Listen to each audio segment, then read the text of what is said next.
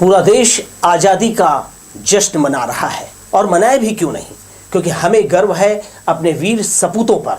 उनके योगदान और बलिदान से ही हमने ये भारत पाया है, आज़ाद भारत पाया है। स्वागत है आपका लोकसभा टीवी पर। मैं हूं आपके साथ दिलीप जगवानी। आइए खबरों का सिलसिला शुरू करते हैं। देश की आज़ादी में वीर सपूतों के योगदान और उनकी शहादत को याद करते हुए सोमवार को खेल और युवा कल्याण विभाग द्वारा स्वतंत्रता दौड़ का आयोजन किया गया। जनप्रतिनिधि, अधिकारी, खिलाड़ी, एनएसएस के युवा, महाविद्यालयीन, स्कूली छात्र छात्राएं और आम नागरिक उत्साह के साथ इस दौड़ में शामिल हुए। पर्यटन मंडल के अध्यक्ष अटल श्रीवास्तव, कलेक्टर संजीव कुमार झा ने स्वतंत्रता दौड़ को हरी झंडी दिखाई। इस दौरान कलेक्टर श्री झा ने भी दौड़ लगाते हुए सभी प्रतिभागियों का उत्साहवर्धन किया। ये दौड़ नेहरू चौक से शुरू होकर स्वामी आत्मानंद लाल बहादुर शास्त्री विद्यालय में समाप्त हुई। स्कूल के बच्चे एनसीसी, स्काउट और खेल के सभी बच्चों के साथ नेहरू चौक से लेकर लाल बहादुर शास्त्री तक स्वतंत्रता दौड़ की। कहीं ना कहीं एहसास कराना है कि बहुत लंबी लड़ाई के बाद ये देश आज़ाद हुआ था और इस आज़ादी में हमारे स्वतंत्रता संग्राम सेनानियों का बहुत बड़ा बलिदान और बहुत बड़ा साथ रहा। तो उन बच्चों को कहीं ना कहीं स्वतंत्रता दिवस की जो अहमियत है हमारे देश की आज़ादी में, उसको बताना ज़रूरी था। बच्चों ने बहुत उत्साह के साथ इसमें भाग लिया और सभी बच्चे बहुत खुश थे। आज़ादी के 77वें दिवस के अवसर पर रेलवे स्टेशन में सुरक्षा व्यवस्था बढ़ा दी गई है।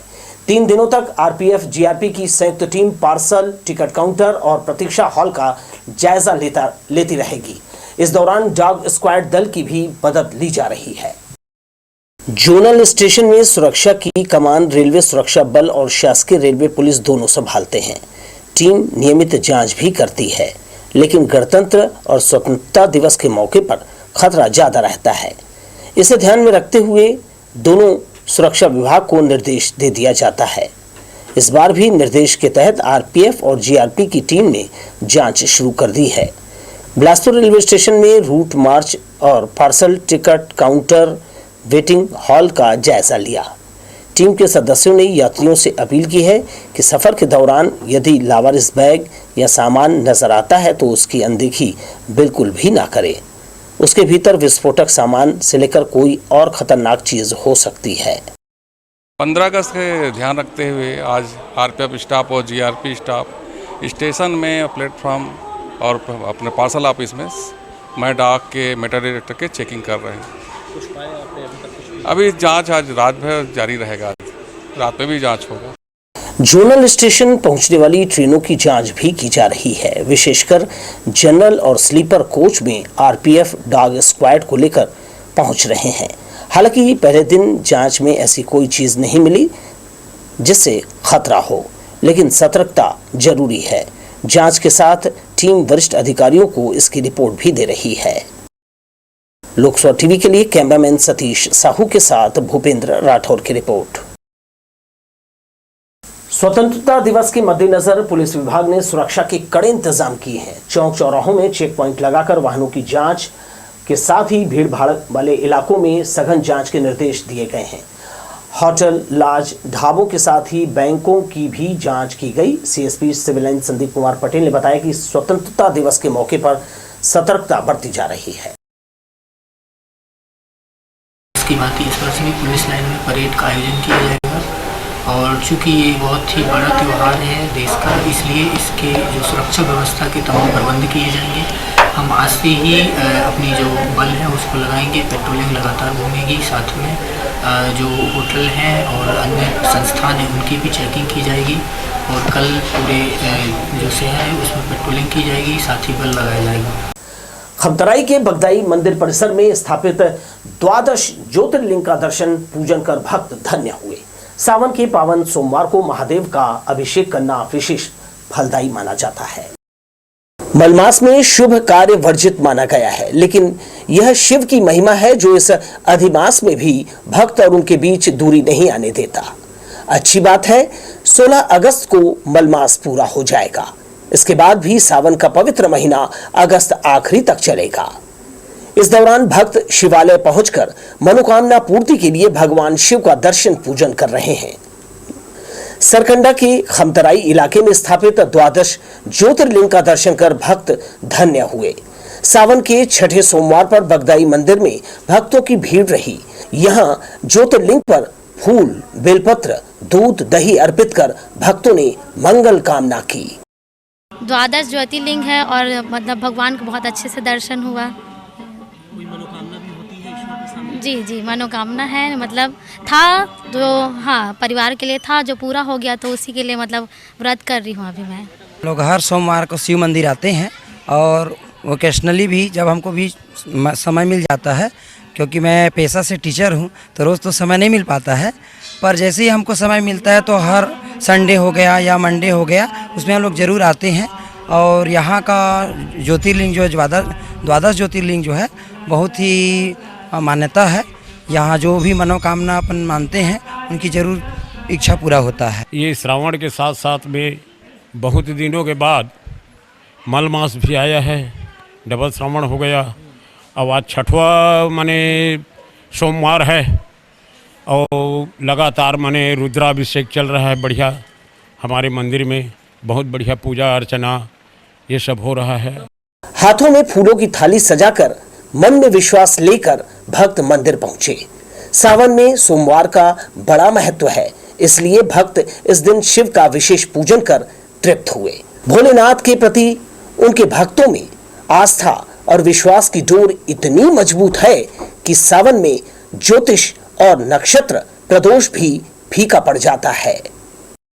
कैमरामैन जय साहू के साथ दिलीप जगवानी, लोकसो टीवी, बिलासपुर। सिरगिट्टी महिमानगर गणेश साईं मंदिर की कॉलोनी में सावन सोमवार के अवसर पर महिलाओं ने सुंदरी प्रतियोगिता का आयोजन किया। उत्साह भरे वातावरण में कुल 21 प्रतिभागियों ने इसमें हिस्सा लिया। सावन महीने में जहां एक ओर भोलेनाथ को प्रसन्न करने श्रद्धालुओं द्वारा खूब पूजा पाठ किया जाता है, वहीं दूसरी ओर ये महीना लोगों के लिए खुशियां और उत्साह लेकर आता है। इस दौरान महिलाएं, युवतियां मिलकर कई आयोजन करते हैं, जिसमें उनके साथ बच्चे भी इसका आनंद लेते हैं। सामान्य ज्ञान, डांस प्रतियोगिता के अलावा अन्य मनोरंजन से भरे कार्यक्रम किए जाते हैं। सभी का उत्साह बढ़ाने उनके बीच पुरस्कार वितरण भी किया गया।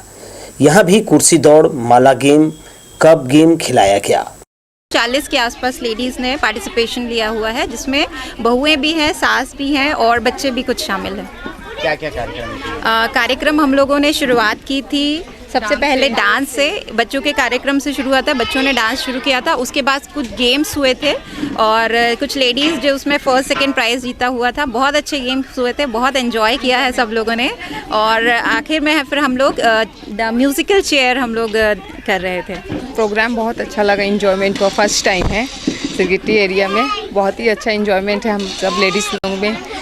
ड्रेसिंग्स भी सबकी अच्छी है, बहुत अच्छी। ग्रीन थीम था हमारा, बच्चों का भी ग्रीन थीम था। अभी तो पार्टी स्टार्ट हुई है, अभी और आगे बाकी है। अभी माला गेम में मंदाकिनी निर्मलकर, कप गेम और कुर्सी दौड़ में स्नेहा सिंह ने जीत दर्ज की। चिट गेम में अनीता पहले स्थान पर, अंकिता दूसरे और रंजना तीसरे स्थान पर रही। सावन सुंदरी का खिताब 21 प्रतिभागियों में से दीक्षा सिंह को दिया गया। लोकसो टीवी के लिए कैमरामैन जयेंद्र गोले के साथ इरशाद अली की रिपोर्ट।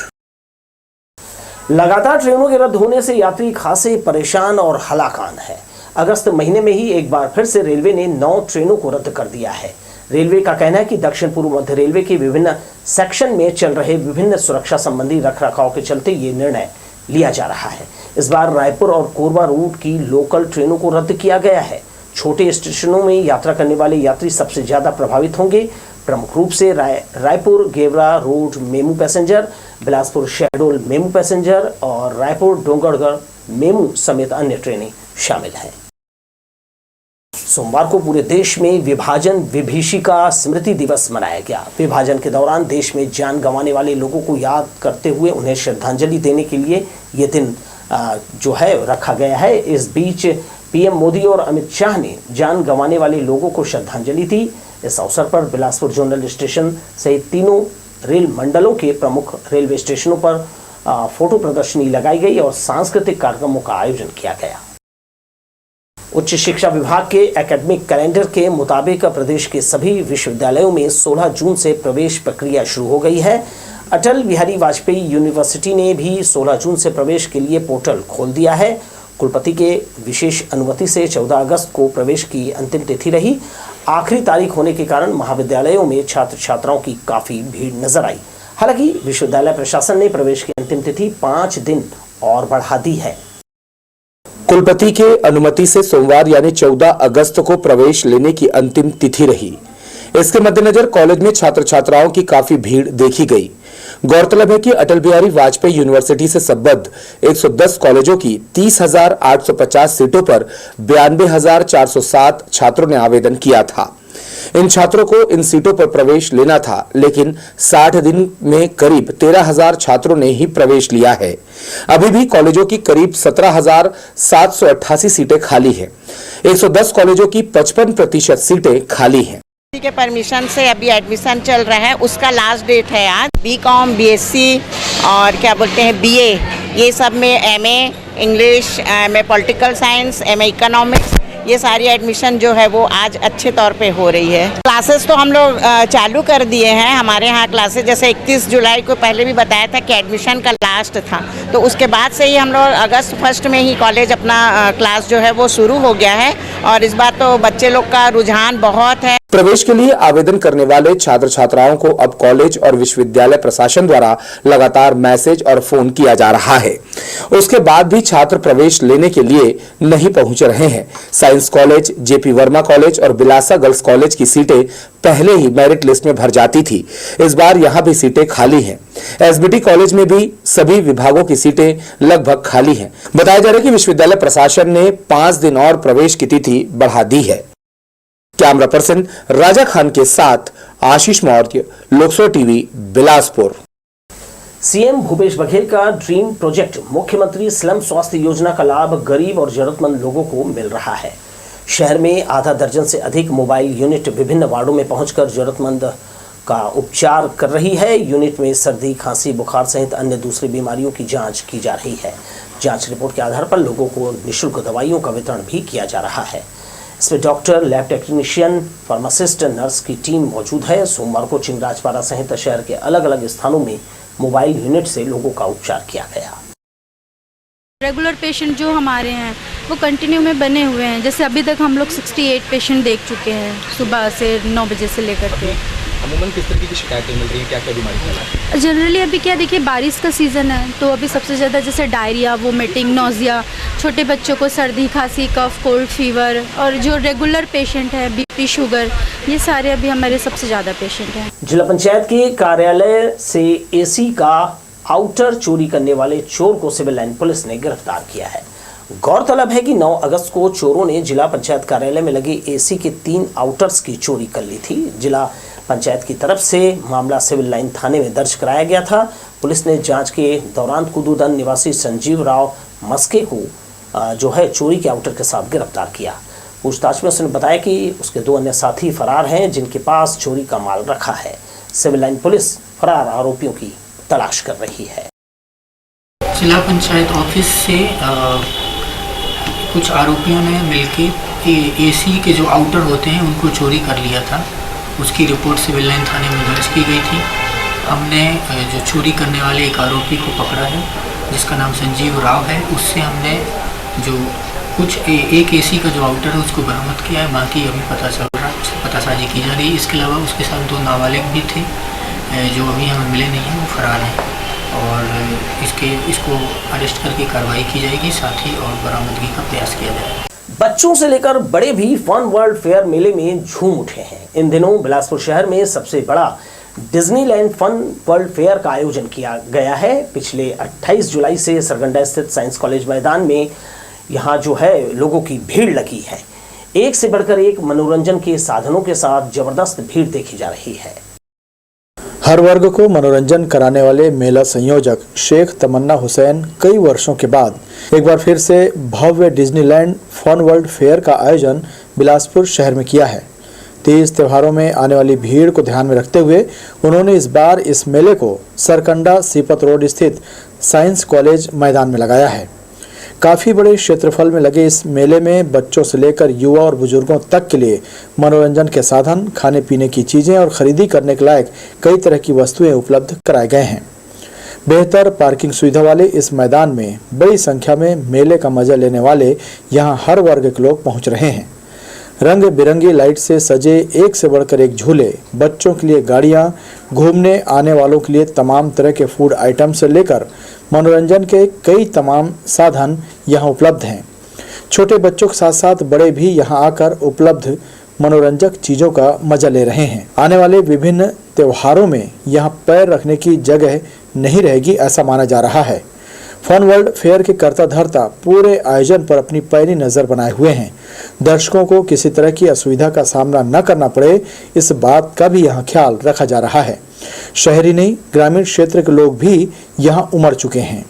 बड़ी संख्या में पहुंचे दर्शक मेले का भरपूर मजा ले रहे हैं।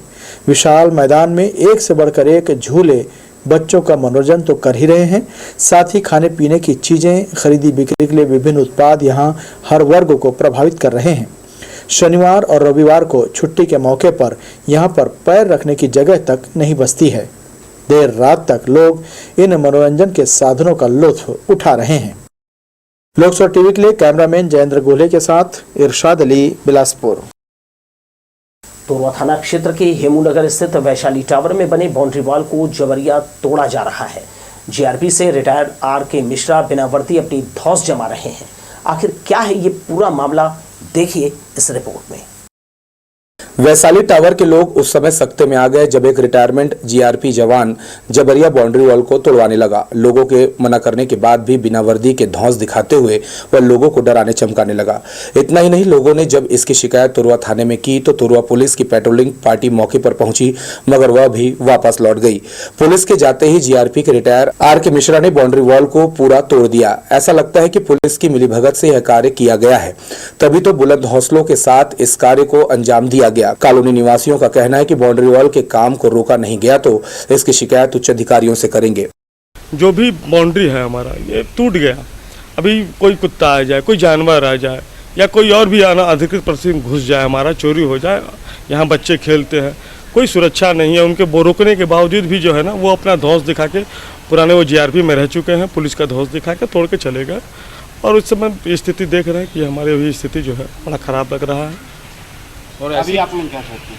अभी हम चाहते हैं कि जो हमारा जो बना हुआ था पहले और जो विधिवत है, जो नियम कानून में है, जो हमारा जहाँ तक ये बाउंड्री है वो वहाँ बनना चाहिए। मेरे ये नक्शा है, मैं सब सीमांकन करा लिया, ये करा लिया, सब कुछ बताया पटवारी। मैंने बोला पेपर दिखा दो मुझे, तो मैंने पेपर मंगाया तो उसने पेपर नहीं दिखा। मेरा नक्शा सारी बोलते गए, किंतु अपना पटवारी और जो आरआई से मिलता है वो कुछ भी नहीं दिखाया है। थाना इंचार्ज ठाकुर मैडम से बात करके फिर वहाँ से जो आता है वैन उनका, उसमें प्रमोद केसर को भी लेके आया। लेके आने के बाद यहाँ सब कुछ हुआ।